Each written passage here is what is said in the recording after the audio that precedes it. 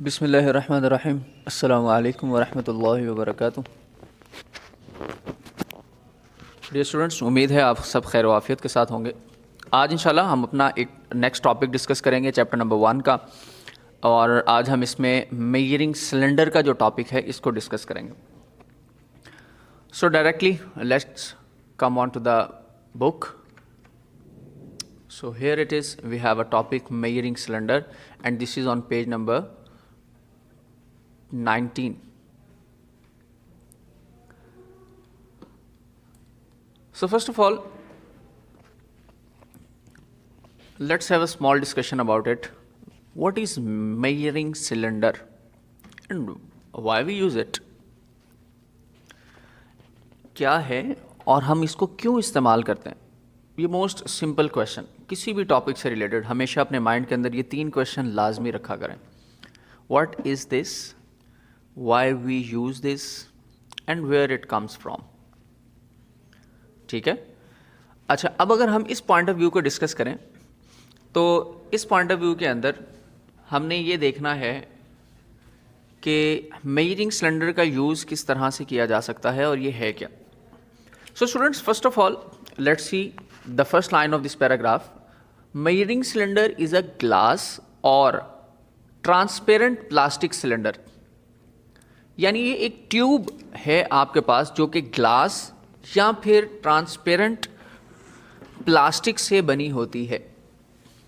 This is simply the measuring cylinder. Secondly, इसकी definition complete तब होगी जब आप एक सेंटेंस इसमें और शामिल करेंगे। Measuring cylinder is a glass और transparent plastic cylinder but it has a scale along its length and indicates the volume in millilitre.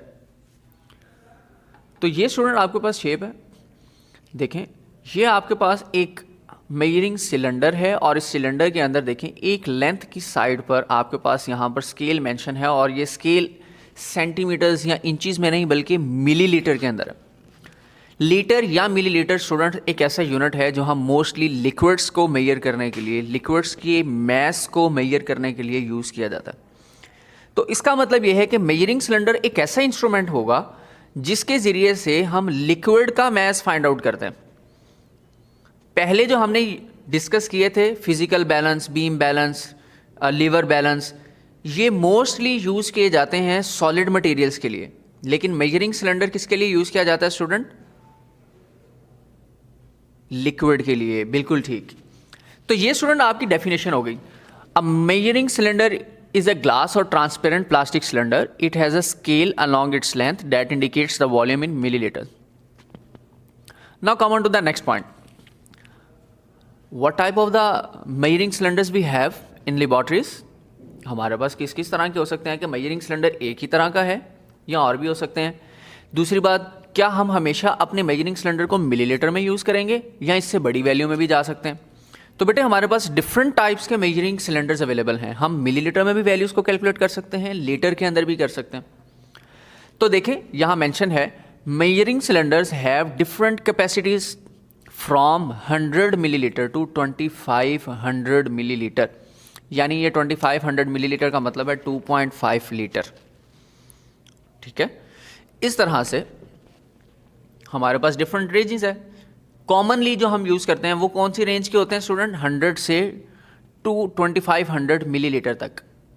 अच्छा, अब आते हैं थर्ड क्वेश्चन के ऊपर कि हम इसको यूज़ क्यों कर रहे हैं।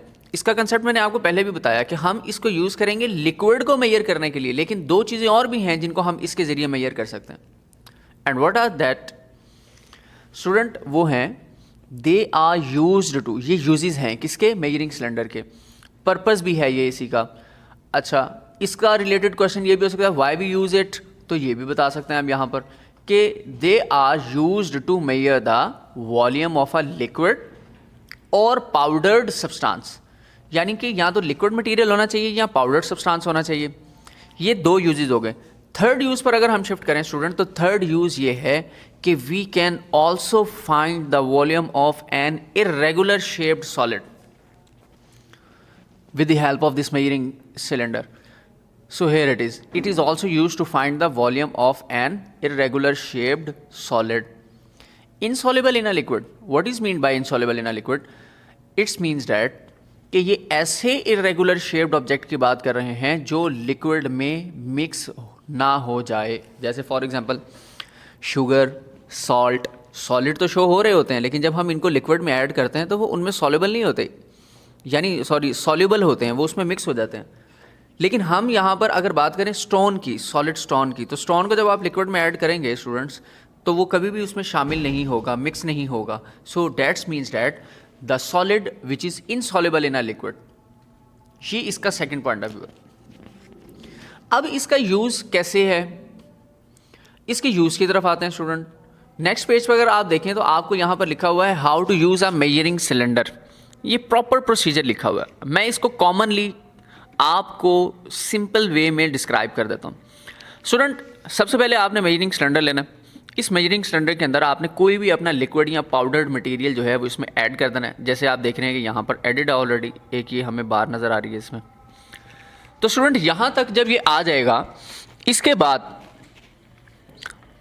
अब आप देखेंगे कि आपके यहाँ रेंज पर जो स्केल मेंशन था उसमें ये लिक्विड का जो एक लेवल है वो किस पॉइंट पर मीट कर रहा है, किस पॉइंट से बैलेंस हो रहा है।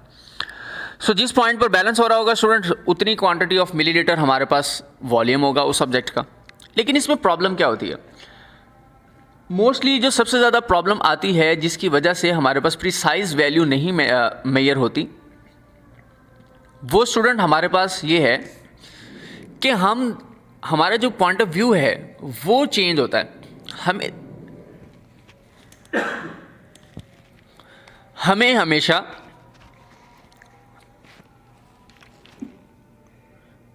इस लिक्विड को बिल्कुल सामने से देखना ताकि हमें उसका लेवल बिल्कुल परफेक्ट नज़र आए। या आप नीचे से अपवर्ड देखें या ऊपर से डाउनवर्ड देखेंगे तो वो इनकरेक्ट पोजीशन होगी वैल्यू को मेजर करने के लिए। तो ये आपको पूरा प्रोसीजर इस फर्स्ट पैराग्राफ में डिटेल से बताया गया। Secondly, measuring volume of an irregular shaped object. अब सॉलिड मटेरियल हो तो इरेगुलर शेप जब हम इसमें ऐड करेंगे तो उसमें तो कुछ फॉर एग्जांपल साइड्स पे हमारे पास ब्लैंक स्पेस भी मौजूद होगा, तो फिर हम कैसे मेजर कर सकते हैं? इसके लिए बहुत ही कॉमन मेथड है स्टूडेंट, और वो यहाँ पर मैं आपको गाइड कर देता हूँ, विच इज़ कि first of all you have to add a liquid in a cylinder. आप सबसे पहले पानी डालेंगे। पानी डालने के बाद आप नोट करेंगे कि वॉल्यूम का जो लेवल है वो क्या है, VI नोट कर लेंगे। इसके बाद अब आपने वो सॉलिड मटेरियल जिस इरेगुलर शेप्ड सॉलिड मटेरियल की वॉल्यूम को आपने फाइंड आउट करना है, उसको आप उसमें डाल देंगे मेजरिंग सिलेंडर में। अब पानी भी था और सॉलिड भी आपने ऐड कर दिया, तो सॉलिड ऐड करने के बाद जो वाटर है ना वो अपना लेवल इंक्रीज़ कर लेगा। जैसे ही वॉल्यूम अपना लेवल इंक्रीज़ करेगा तो आपने एक और वॉल्यूम फाइंड आउट कर लेना है, लेवल, नेक्स्ट लेवल VF। जब ये दो वॉल्यूम्स आपके पास आ जाएं तो इन दोनों को माइनस कर दें, आपके पास इरेगुलर शेप्ड ऑब्जेक्ट का वॉल्यूम आ जाएगा। मैं रिपीट कर देता हूँ। सबसे पहले मेजरिंग सिलेंडर के अंदर लिक्विड डालेंगे। लिक्विड ऐड करने के बाद एक वॉल्यूम आपने नोट कर लेना कि कितना वॉल्यूम शो हुआ। फिर उसके बाद आपने सॉलिड मटेरियल ऐड कर देना उस वाटर के अंदर। अब वाटर अपना लेवल इंक्रीज़ करेगा, जैसे वाटर लेवल अपना इंक्रीज़ करे तो आपने नेक्स्ट फिर वॉल्यूम फाइंड आउट कर लेना। अब ये जो दो वॉल्यूम्स आएंगे इन दोनों को सब्ट्रैक्ट करना है और आपके पास जो वॉल्यूम बच जाएगा वो होगा इरेगुलर शेप्ड ऑब्जेक्ट का वॉल्यूम। तो ये आपके पास स्टूडेंट बहुत ही सिंपल से और कॉमन से मेथड थे जिनके ज़रिए आप अपने मैथ्स मेजरिंग इंस्ट्रूमेंट यानी कि मेजरिंग सिलेंडर को यूज़ कर सकते हैं for liquid, for powdered objects and for irregular shaped objects, इनके मास को फाइंड आउट करने के लिए, इनके वॉल्यूम्स को फाइंड आउट करने के लिए। तो उम्मीद है कि आपको ये भी पॉइंट ऑफ व्यू क्लियर हो चुका होगा। इसमें याद आपने क्या करना है स्टूडेंट, सबसे पहले नंबर पे आपको मेजरिंग सिलेंडर की डेफिनेशन का पता होना चाहिए।